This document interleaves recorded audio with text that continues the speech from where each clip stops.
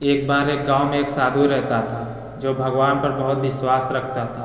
इस बार वह साधु पेड़ के नीचे बैठा था और भगवान को याद कर रहा था। तभी अचानक वहाँ बाढ़ आ गई। चारों तरफ पानी ही पानी हो गया।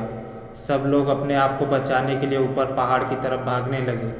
उनमें से एक आदमी देखा कि इस हालत में साधु जी भगवान की तपस्या कर रहे हैं। वह सोचा कि ये अपने आप को बचाने के लिए कहीं जा क्यों नहीं रहे। तो उसने साधु से बोला, अरे आप कहीं जा क्यों नहीं रहे हो? आप भी मेरे साथ ऊपर पहाड़ की तरफ चलो, नहीं तो डूब जाओगे। साधु बोले, अरे हमें क्या होगा, मैं भगवान की इतनी तपस्या करता हूँ, मुझे कुछ नहीं हो सकता, मुझे भगवान बचाएगा। धीरे धीरे पानी साधु के कमर तक आ गया। अब लोग वहाँ से नाव लेकर निकलने लगे। तो उनमें से एक ने साधु से कहा, अरे पानी आपके कमर तक आ गया है, आप हमारे साथ चलो। तो साधु ने कहा, नहीं नहीं, मुझे भगवान बचाएगा। और वह नाव वाला भी वहाँ से चला गया। कुछ देर बाद पानी इतना बढ़ गया कि साधु के सिर तक पहुँच गया और अब लोगों को बचाने के लिए हेलीकॉप्टर निकलने लगे। एक हेलीकॉप्टर साधु के पास आया, जो कि आखिरी हेलीकॉप्टर था। साधु के पास नीचे रस्सी फेंकी और बोला, इसे पकड़ो और ऊपर आ जाओ, नहीं आप डूब जाओगे। यह आखिरी हेलीकॉप्टर है और आपके पास दूसरा कोई रास्ता नहीं है बचने के लिए। साधु ने कहा, यह रस्सी वापस ऊपर खींच लो और आप चले जाओ।